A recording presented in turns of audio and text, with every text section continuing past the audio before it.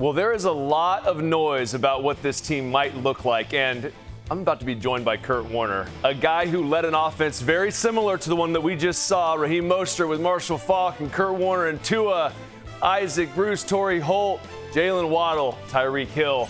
So I'll just look at the board. Let's just see what the numbers say. Now, they had 70 points last week, so that might be a little bit skewed in the points per game, but that's a lot of points.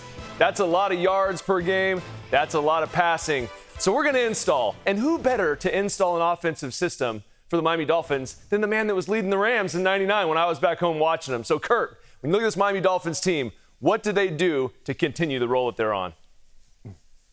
David, I thought our offense was great. That's almost embarrassing when you look at the stats there. And we were one of the best offenses in the league. I love what Miami's doing. But when it comes to the install, for me, it's about motion, motion, motion, motion, and specifically to create the right situation for Tyreek Hill, their best wide receiver. And you're going to watch right here, it's not motion by Tyreek Hill, but he's got a press situation because he's the number 2 receiver.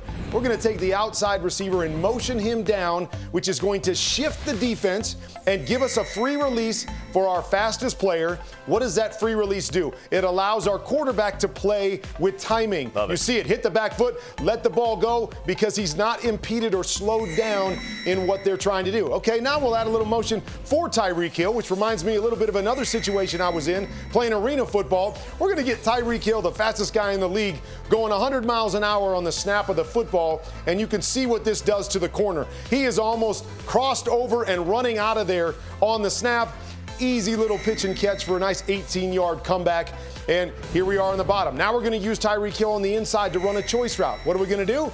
Motion a guy outside of him. What's it going to do for the defense? It's going to force more space. The corner has to widen. It creates a box there. All kinds of room for Tyreek Hill to be able to get open. And then we'll take a look at one last one. They're trying to press Tyreek Hill. Watch this little short motion by the back. We're trying to create the corner to get a little bit of width here. He decides he wants to stay on Tyreek Hill. All it does is give us leverage to the outside. Quick little flat that goes for 8-9 yards. So I love the way the Miami Dolphins are using their motion. They use it for everybody, but it's specifically set up to get what they want for their best receiver, Tyreek Hill. You know what I love about that? It is eerily similar to your '99 Rams team. Tua throws with such great anticipation. They spread the field horizontally and vertically, but the ball is out of his hand and it's into windows, and you were great at that. Tua is becoming great at that as well. So let's flip it to the other side. Let's look at another quarterback that plays the game a little bit different. Josh Allen likes to throw fastballs, and he likes to rely on his physical ability. So when you look at this, he's advanced as a quarterback a little bit. And I think people give him a little bit less credit than they should. As he moves forward in the pocket, he keeps his eyes up the field, makes a nice throw across the middle, ends up getting a touchdown pass. That's a good job as far as maturing as a quarterback. Now here, this is just him being him. This is a throw that I probably would have never made. Kurt, you probably would have never made this either. It's just incredible to be able to throw that back across 5 or 6 defenders and make that play. And if you can get away with it, that's fine. The other thing that I think they should do is play action, give him some time, because he's got such a big arm. If you give him some time to let guys work, specifically Stephon Diggs here, he kind of just cuts off his in-breaking route, works back to the corner. That was against cover 2. A lot of guys dropped, and they still made a play. Same type of deal. Play action pass. Let's just throw these fireballs down the field. I mean, that literally, I watched that live, Kurt. The ball never got above 10 feet off the ground. I mean, it was just a heat seeker. The poor linebacker thought he had a play on it, but you got to kind of rely. They play the game differently than the Miami Dolphins. But these fastballs that he throws, the way that he plays the game, it looks a little bit different. I think it's going to be a lot of fun to watch this game. You know, David, you're right. I wouldn't have tried some of those throws. I didn't have the physical ability. But what I did do was I took chances with the football, right? I believed I could make every throw, and I wanted to threaten the defense on every snap. That is exactly what Josh Allen does. There's going to be a mistake here or there, but he is going to make more plays than mistakes every single time out. Yeah, I love it. Okay, so that's me and Kurt's ideas for what they should do install-wise for this great football game. For more on this matchup, here is Stacey Dales.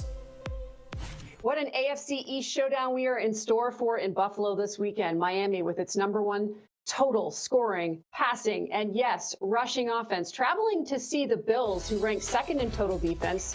They're 2nd in scoring defense in the league, and they do lead the NFL in takeaways. Their head coach and defensive play caller, Sean McDermott, calling what Mike McDaniel is doing in Miami with his offense earlier this week revolutionary. He cited all the movement that we see. And yes, for next-gen stats, the Dolphins, #1 in terms of those shifts and motions. McDermott saying they just do a really good job of forcing you to do things you don't want to do, taking you out of your wheelhouse and getting you out of position. Fundamentals, simple as it sounds, are critical. And he also noted on Monday that they will use the entire week in Buffalo to come up with the best possible strategy to, quote, allocate our resources to have success on Sunday.